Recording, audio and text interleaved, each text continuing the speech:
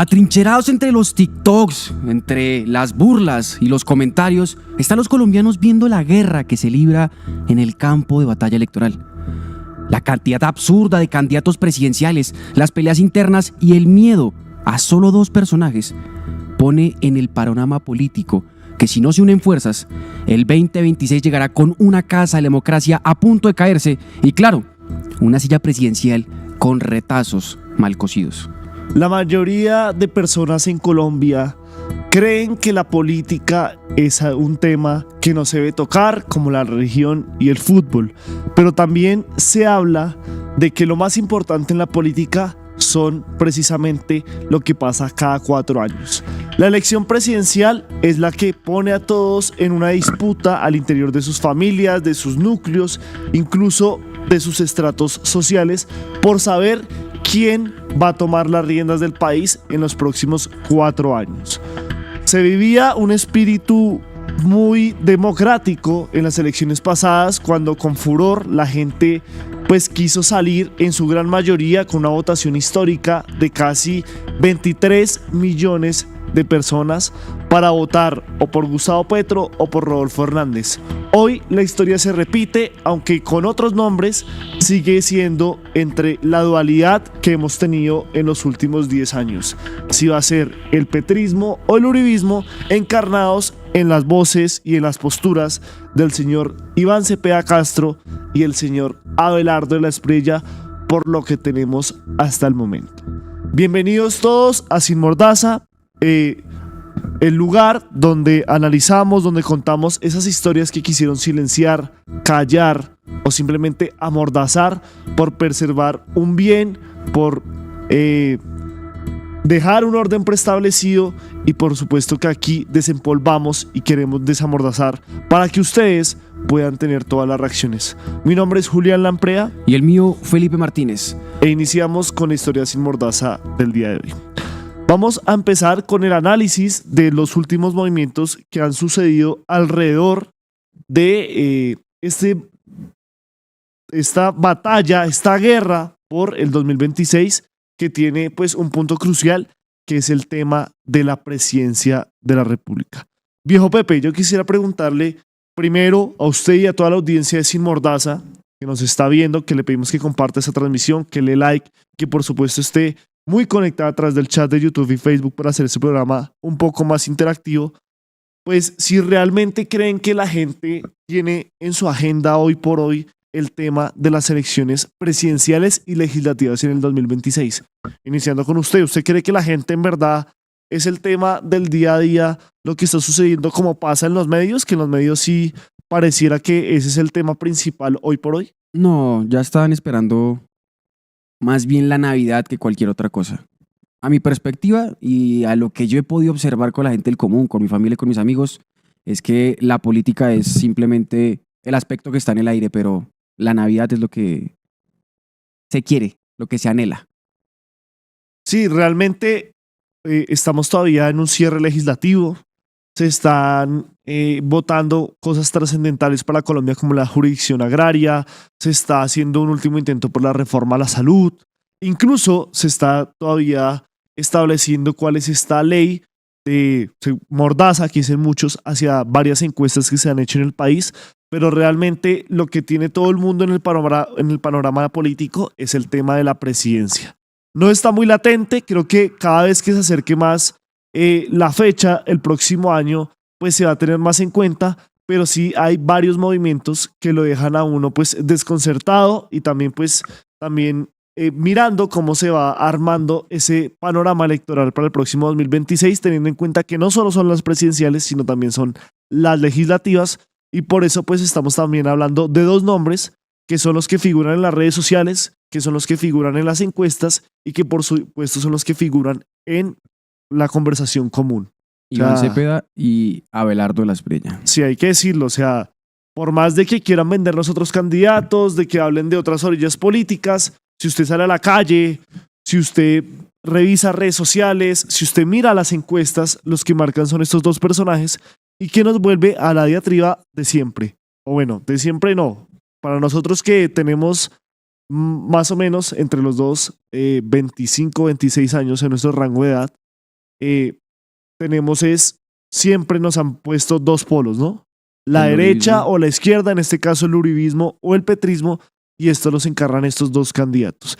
Viejo Pepe, ¿qué podemos ver de estas movidas alrededor de estos dos candidatos que ya se están configurando como los dos candidatos fuertes a menos de un año de la elección del 2026? Pues con Iván Cepeda lo que se tiene hasta este momento es que es, de cierta forma, el único candidato que hay con fuerza.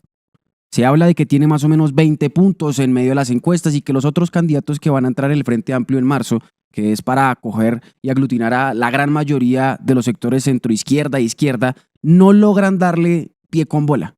No tienen el porcentaje necesario. Si sumamos, por ejemplo, a Camilo Romero, al señor Juan Fernando Cristo, al exministro de Relaciones Exteriores, el señor Luis Gilberto Murillo, y probablemente con Roy Barreras, simplemente el porcentaje, así mirando por encima lo que serían las encuestas que tenemos, alcanzan el 6%. Comparado a los 20 puntos que tiene Iván Cepeda, eso no es mucho. Y con Abelardo de la Espriella tenemos otra situación que usted, que ha analizado más el tema de la derecha, conoce, y es Abelardo sí va a estar en una gran consulta, van a repetir lo mismo que intenta hacer la izquierda con este gran Frente Amplio, lo quieren, no lo quieren, ven al candidato empresario y abogado como una de las personas que puede codiarse quizás, no sé, en esta lista con una Paloma, con una Cabal, con un Miguel Uribe Padre. ¿Cómo lo ha visto usted, Julián? Bueno, yo creo que en el contexto Sin Mordaza, también tenemos que hablar de las vendas que tiene la gente. Y es que muchas veces en los diferentes sectores, las mismas ideologías o mantenerse fidedignos a lo que ellos han representado, pues les ha costado muy caro y no les ha permitido pues entrar en una lógica electoral que muchas veces no tiene que ver con la ideología, sino simplemente con el hecho de ganar. Un ejemplo de eso es pues esos sapos que muchos dicen que se ha tenido que tragar el gobierno Petro para haber podido llegar al poder, y pues gobiernos anteriores igual. En esa medida, el que empezó por quitarse la mordaza y la venda fue el señor Mauricio Cárdenas, exministro de gobiernos como el de Juan Manuel Santos, como el de Álvaro Uribe, que hablaba, incluso creo que también estuvo en el de Iván Duque, que hablaba de temas muy importantes como el salto que dio el pacto histórico con la consulta de octubre 26 del 2025. Estamos hablando de que a menos de un año de elecciones, ya el pacto histórico de la izquierda, el candidato, o bueno, el partido del presidente Gustavo Petro, el petrismo, el progresismo, pues ya tenía un candidato fijo. Por más de que estaban esos ruidos de Daniel Quintero, por más de que estaban los ruidos entre quién iba a encabezar la lista al Senado entre Carolina Corcho y María José Pizarro, estamos viendo que el sector que está más unido en este momento es el de la izquierda, y eso ha asustado a estos personajes. ¿Y por qué empiezo con Mauricio Cárdenas? Porque él, desde que pasó esa encuesta, mientras que todos decían que fue un fracaso, que eso mejor dicho era mandada a guardar, que habían bajado mucho respecto a la anterior, que eso es una falacia porque la anterior había sido una consulta en marzo junto a las legislativas y esta fue una típica donde se consiguieron casi 3 millones de votos. Mauricio Cárdenas decía, vea, ellos ya se organizaron, ya se unieron y ya tienen candidato para empezar a hacer todas las fuerzas hacia allá, desde ya, esperando también lo que vaya a hacer ese Frente Amplio, también si Iván Cepeda pueda participar Sí, o no. claro. Teniendo en cuenta que pues se espera que esté Roy Barreras, Daniel Quintero parece que ya no fue, estamos también hablando de Camilo Romero, estamos hablando también de esos personajes que, como usted decía, pues quitándonos la mordaza, no es que sumen o quiten mucho respecto al sector que representa Iván Cepeda o el pacto histórico. Entonces, la derecha ya empezó con esa preocupación después de quitarse la venda y hablando sin mordaza empezaron a decir, bueno, ya nos toca unirnos a nosotros, pero Abelardo de la Espriella decía que iban a estripar la izquierda y ellos están destripando entre ellos. Estamos hablando de que todo el mundo pues no se sorprendió, pero sí reaccionó a una propuesta, una reunión, una imagen muy específica del señor Álvaro Uribe Vélez con el expresidente César Gaviria, en el que hablan de una coalición y donde supuestamente le estaban haciendo ojitos también al señor Vargas Lleras, la cual pues en este momento tiene muchos enfrentamientos y uno de sus puntos más críticos y más tenaces para esa unión es el señor Abelardo de la Espriella y su posible llegada a la consulta de marzo. ¿Usted cómo ha visto ese proceso de unión? ¿Cree que se está consolidando o cree que se está destripando, como diría el señor Abelardo de la Espriella? Pues es como más o menos igual teniendo en contexto lo que pasó con Ingrid Betancourt ahorita y también su lista al Congreso, es lo que quieren hacer es una coalición anti-Petro. Y el único objetivo que tienen es eso. Usted le cae mal Petro, a mí me cae mal Petro, sus ideas son diferentes a las mías, pero el enemigo de mi enemigo es mi amigo. Y ahí es donde se empiezan a tener fracturas estos puntos. ¿Qué es lo que yo creo que va a pasar con Abelardo, con Cambio Radical, con Centro Democrático y con este sector liberal que ha estado en las garras ya viejas del señor Gaviria? Que van a quedarse simplemente en ese discurso. Yo voy en contra de Petro. Pero, por ejemplo, viendo la tributaria, no sé, el Centro Democrático va a pensar diferente, el Cambio Radical diferente, Abelardo también puede que llegue y vea diferente. Entonces, ¿qué es lo que puede llegar a pasar con esta situación o cuál es la perspectiva que yo tengo sobre este punto? Que necesitan coger a las personas que odian a Petro, juntarlas en una misma bolsa y de ahí intentar sacar algo que mezcle casi todos los colores, pero que simplemente lleve una bandera. Y no es ni la del Centro Democrático, ni la liberal, ni Cambio Radical, ni la de Abelardo, ni la de Vicky, ni de los sectores del conservador que también están mirando a ver si entran, o quizás del Partido Verde. No, es la bandera anti-Petro. Y eso es lo complicado. ¿Por qué? También cuando hablamos del Consejo Nacional Electoral, también todas estas reglas, y lo ha dicho también la misión de observación electoral, es que cuando se hacen estas grandes coaliciones está ese problema. Hay varios sectores que son, por ejemplo, de derecha, centro derecha, algunos que más o menos también llegan a ser centro izquierda que se meten aquí y que no tienen una ideología clara. Entonces, llega a ser un problema esta gran coalición que va a pasar. Eso es lo que yo veo. ¿Usted cómo analiza este punto?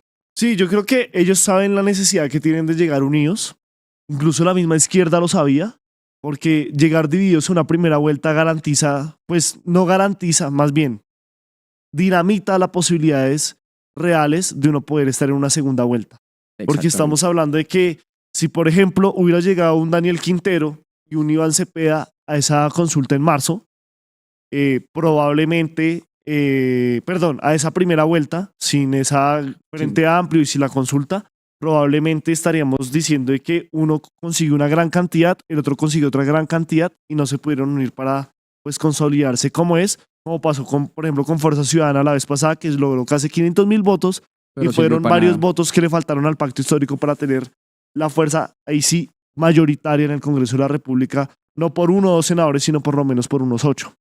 Estamos hablando que esta consulta que se va a hacer en marzo de la derecha va integrada por lo siguiente: la coalición Fuerza por las Regiones, que está Juan Guillermo Zuluaga, Héctor Olimpo, Aníbal Gaviria y Juan Cárdenas, que también está dinamitada.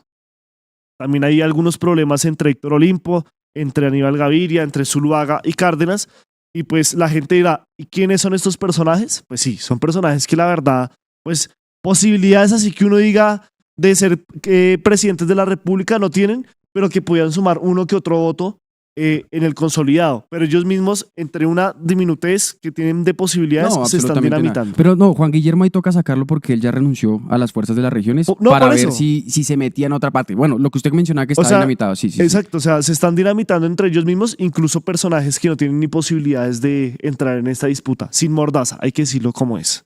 Lo otro, el centro tecnócrata: Juan Manuel Galán, David Luna y Mauricio Cárdenas, quienes también han tenido muchas discusiones porque, por ejemplo, Juan Manuel Galán está con esta alianza con Mira y con Dignidad y Compromiso, y también pues eso hace como un eco en las decisiones que pueda tener y un enfrentamiento directo con su hermano, ¿no? Con el señor Carlos Fernando Galán, hoy alcalde de Bogotá, por esa misma unión, donde incluso se habla también de Dignidad y Compromiso, que siempre ha respaldado, por ejemplo, con Jennifer Arias todo el tema del matrimonio igualitario, de los derechos para todos y demás, y que se junten con un partido cristiano, pues también ha hecho que muchos de sus votantes o de sus personas que lo siguen realmente no lo vean eso como consolidado. Entonces, ahora, el partido de la U. El partido de la U, hay un sector que quiere entrar en esta coalición, pero realmente ya lo hemos visto muy volcado todo hacia Roy Barreras. O sea, el sector petrista, entre comillas, que apoya a Roy Barreras, que fue parte del gobierno, se ha casado ya directamente con la izquierda y con este proyecto progresista. Así que ese apoyo del partido de la U con Dilian Francisco se ve un poco diluido. Pues ahí está como partido del partido de la U, valga la redundancia. Pero la mayoría está con Roy. Sí y no. O sea, la mayoría del sector que no dirige el partido. O sea, lo que sería la señorita Roldán, que fue exgobernadora del Valle y que hoy es directora en parte de este partido.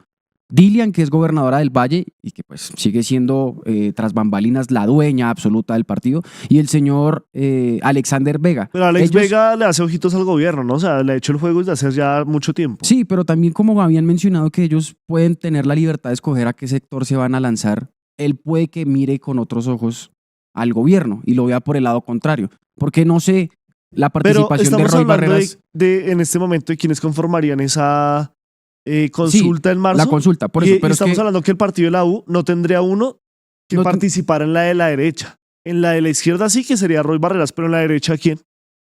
No, en la derecha no encuentro yo personajes. Por eso mismo creo que entonces esa división se pierde un poco, se diluye. O sea, están esos sectores que, como usted lo había mencionado, apoyan a Roy Barreras, pero con esta otra parte, que están con estos grandes dirigentes, están buscando a ver cómo se alían con otro sector y no sé si vayan a mandar candidato con ese aspecto. Es que el apoyo se ve también, o hacia cierto sector o no, si mandan candidato. O sea, por ejemplo, ya vamos a ir con el Partido Conservador. El Partido Conservador tenía su candidato que está en problemas ahorita, pero no sabíamos que no había un candidato del Partido Conservador que va para el Frente Amplio. No. Ni el Partido Liberal. No. Sabemos que ellos iban al de la derecha.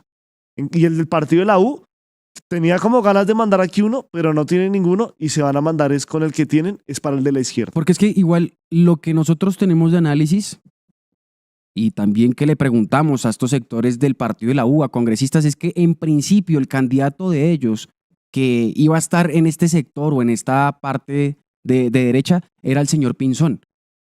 Juan Camilo Pinzón. Sí, Juan Carlos, creo. Bueno, Carlos. El exministro de Defensa del gobierno de Juan Manuel Santos y que es economista, el señor Pinzón. En un principio le iban a dar el aval político a él y en ese orden de ideas hubiese sido el candidato del partido de la U para el sector de la derecha.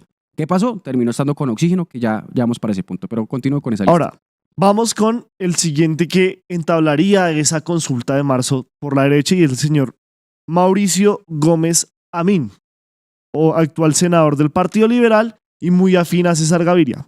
En el Partido Liberal están recontradivididos.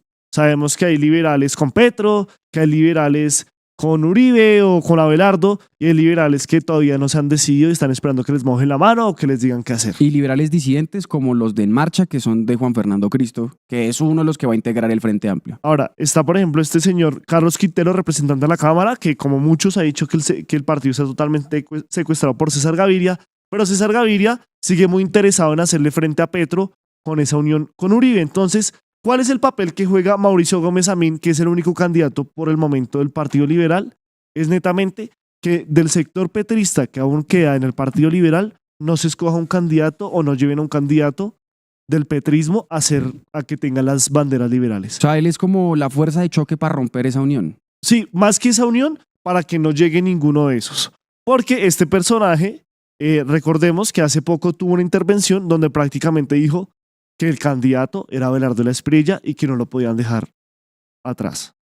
Algo que me parece muy chistoso también, porque si él es el candidato de César Gaviria, y César Gaviria ha presentado oposición a que llegue Abelardo Espriella a esa consulta en marzo, pues realmente aquí están jugando. ¿O será que ya César Gaviria se dio cuenta que es necesario sí o sí tener a Abelardo Espriella, que es el que marca en las encuestas?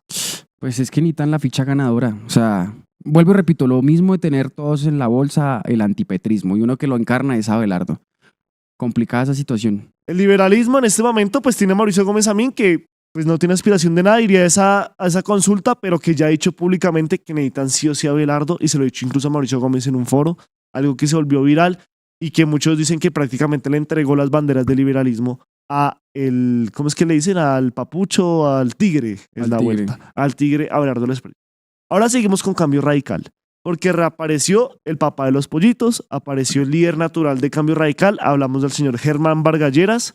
El pasado 11 de noviembre llegó aquí a Bogotá y se reunió nada más y nada menos que con Fuachar y con toda la bancada del Congreso de Cambio Radical, incluida Lina Garrido, que ya se sumó a Abelardo Espriella, incluido varios de esos congresistas que no han decidido, pero que ya han optado muchos por irse con el tigre, tras el silencio de cuál iba a ser el candidato de Cambio Radical, que pues muchos dicen que naturalmente iba a ser Vargas Lleras.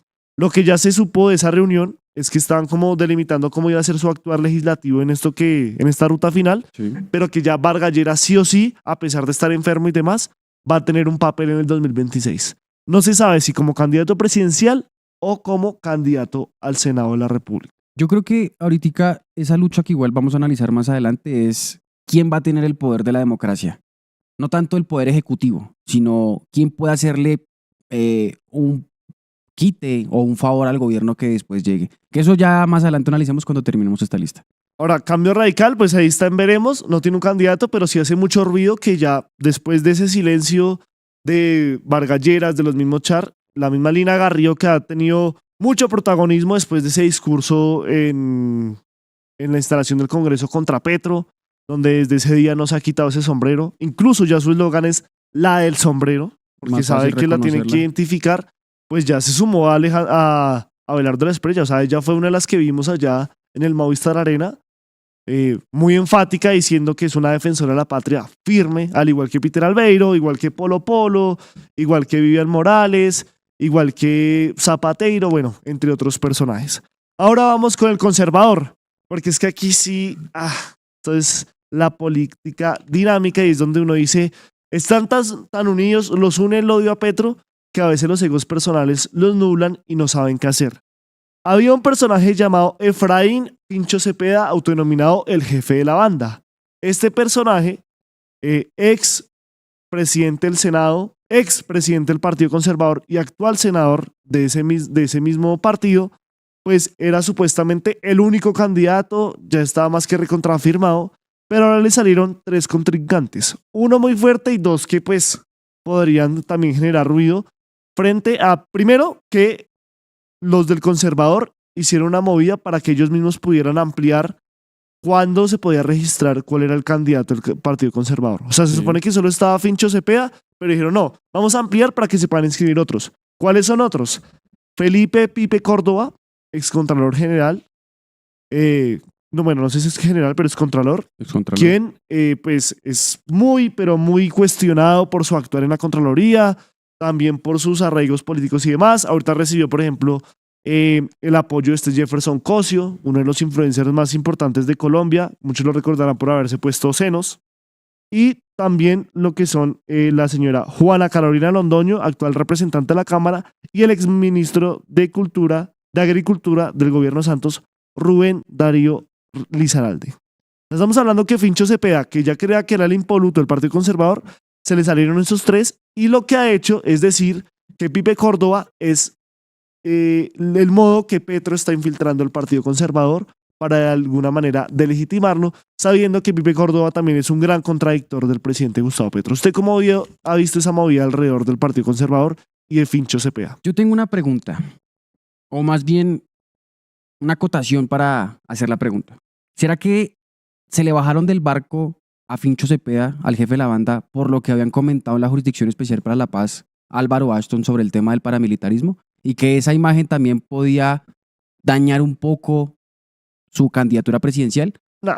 Como pequeña pregunta, porque igual también el otro punto es No, que... la gente no está hablando de Álvaro Ashton. Si no están hablando de la presidencia de la República, menos de Álvaro Ashton. Lo que yo he podido ver y lo que he podido recolectar es que están muy preocupados desde el Partido Conservador que si ellos mandan un candidato, su candidato obtenga menos de 500,000 votos, porque quedarían como una fuerza muy reducida frente al carácter presidencial. Y eso lo ven en Efraín Cepeda. Que bueno, súmelo a Álvaro Ashton, las confrontaciones que tiene con Petro, pero también, nosotros lo conocemos porque nosotros no la pasamos en esto, pero a Efraín Cepeda tampoco es que, una figura recontramerga reconocida en la opinión pública general. Obviamente, pues, si uno va Petro le hizo campaña. Exacto. Pues sí, lo dio a conocer. Sí. O sea, le dio protagonismo. Sin mordaza. Pero realmente, que uno diga, Efraín Cepeda a voces en la calle, no. Uno le pregunta a un ciudadano del común y no sabe quién es Efraín Cepeda. Bueno.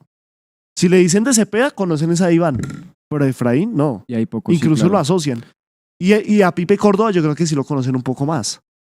Que tampoco estamos diciendo, pero se la están jugando con esos 500,000 votos. Es que imagínese el Partido Conservador, uno de los partidos tradicionales de Colombia, con menos de 500,000 votos de un candidato presidencial. Un desastre.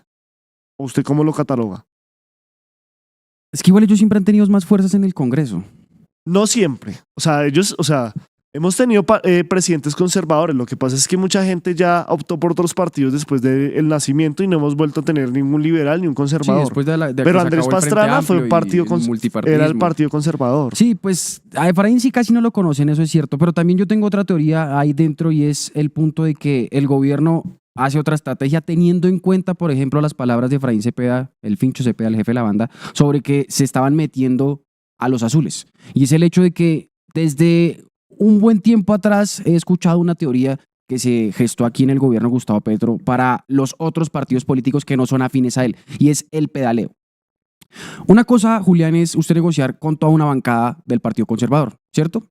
Usted va y habla con el jefe, usted va y habla con él, después el jefe va y habla con la demás bancada y así cuadran. El tema del pedaleo es yo gestiono con usted y con usted, pero con el jefe no voy a hablar, hablo con los demás. Y ahí el punto, o lo que tiene esta teoría, es que hablan con estas personas para empezar a fracturar el partido desde adentro y así ellos empezar a tener en parte el control. Vuelvo y repito, si tenemos en cuenta las palabras de Efraín Cepeda, esto cobra un poquitico de sentido con esa intervención del petrismo. Entonces, aunque Pipe Córdoba no vaya a ser el candidato del petrismo, puede ser la persona que rompa la estructura que se tiene en el Partido Conservador para que después esa fuerza legislativa que llegue en el 2026, que estamos más o menos acostumbrados a ver que es constante, no llegue con esa misma Pero fuerza. usted habla de un pedaleo Es que se llama así, supuestamente la teoría estaría, del por pedaleo. eso, pero usted habla de un pedaleo que supuestamente estaría haciendo el presidente Gustavo Petro.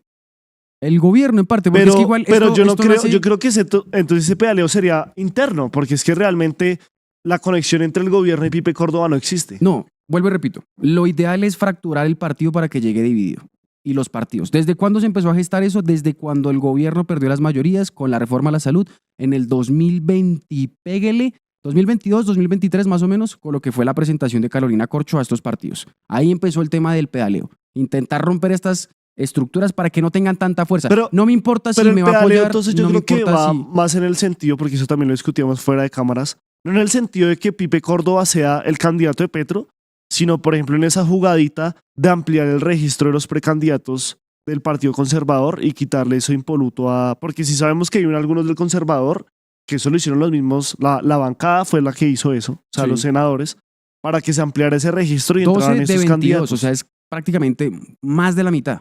Sí, puede ser que lo que usted dice, que netamente Pipe Córdoba no sea, tenga contacto directo con el gobierno Petro, pero los al interior del Partido Conservador hayan ampliado eso y hayan permitido que entre este personaje para iniciar con esa fractura, independientemente de que esté afín o no con el gobierno Sí, Petro. y además es que aunque es diferente, yo le he comentado a su merced también detrás de cámaras, pero logra tener sentido, es en parte lo mismo que se está haciendo con los grupos armados. Igual, aunque si lo ponemos en una línea fija, los partidos y los grupos armados tienen algo de parecido.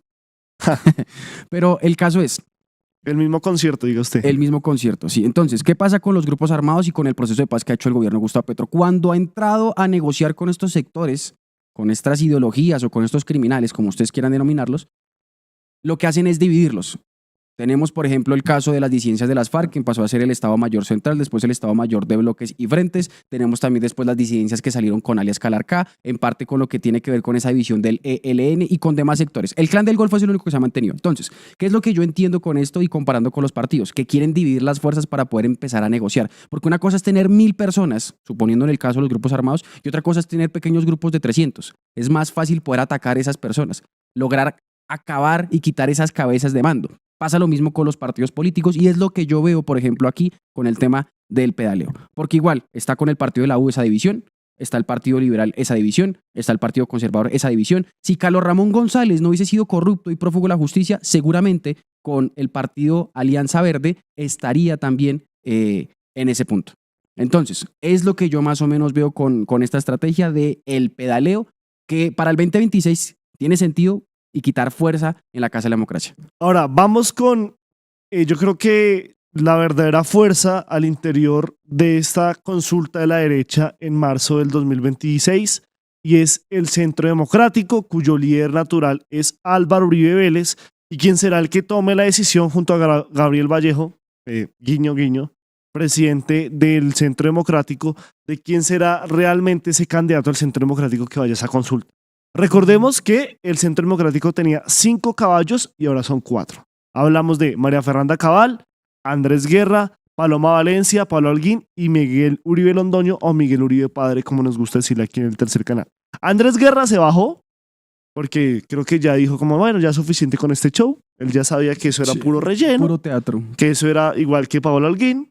Sabíamos Pero que ella eso sigue es- firme, ¿no? Sí, ella sigue firme, pero sabíamos que eso era puro relleno, que eso era puro espectáculo, y renunció para pedirle un puesto en el Senado al señor Gabriel Vallejo. Recordemos que el Senado pues tienen altas expectativas porque el número 25 en la lista cerrada del Centro Democrático al Senado es Álvaro. Álvaro Uribe Vélez. Se bajó Andrés Guerra, pasó esto. Y luego empezó esa confrontación Miguel Uribe Londoño contra María Fernanda Cabal, que inició con las declaraciones de la de la esposa de Miguel Uribe Turbay, diciendo que ella la amenazó durante el funeral de su esposo. Pues más que una amenaza fue como una advertencia muy fuerte y tosca. No.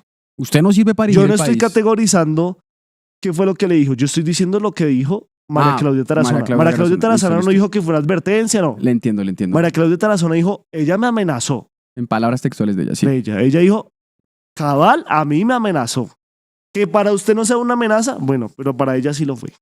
Sí, no, y en un funeral. María Claudia Tarazona, que dice que no está muy distante de la política, que muchos hablan que puede ser también candidata al Senado del Centro Democrático y que está apoyando obviamente a su suegro, Miguel Uribe Londoño, quien ha también salido a criticar a la empresa Atlas, esta encuestadora internacional que estaba dispuesta a hacer toda esta encuesta del Centro Democrático para ver quién iba a ser el 26 de noviembre, ya en 5 días, el candidato del Centro Democrático.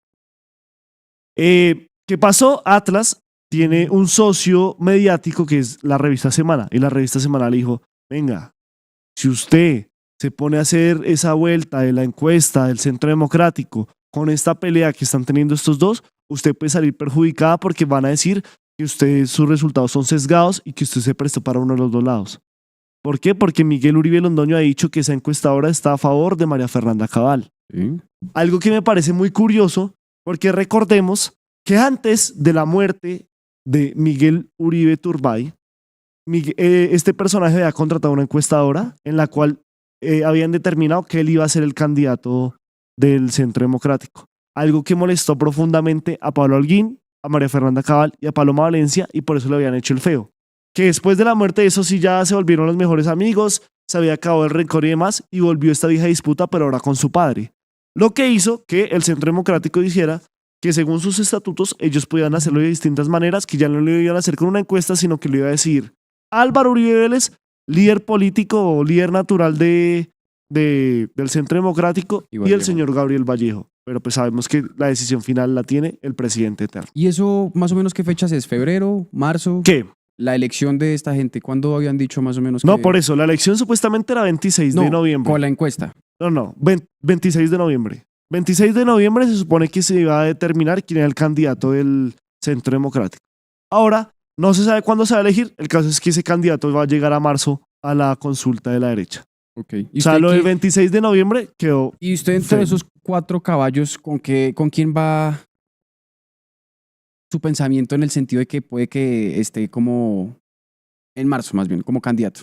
Uy, no lo sé. Porque si lo ponemos en una lista, Holguín es la última, a mi perspectiva. Sí. Igual. No, pues, yo creo que está entre Miguel Uribe Padre y María Fernanda Cabal. ¿Y no va a ser una Paloma Cabal? No. ¿Paloma otra vez repetiría en el Senado? No, yo creo que también se queda fuera del Senado por esa aspiración presidencial porque no alcanza. O sea, o quién sabe, pero porque no sabemos cuándo serán esos movimientos, ¿no? O sea, realmente ahí la decisión la tiene Uribe y yo lo veo más inclinado entre los dos que están liderando la pelea, María Fernanda Cabal y Miguel Uribe, y por algo están peleando. Yo creo que va a ser Cabal la candidata. Y a Miguel Uribe Londoño, como hicimos el análisis mucho tiempo atrás, o va a ser o la gobernación de Cundinamarca o la alcaldía de Bogotá.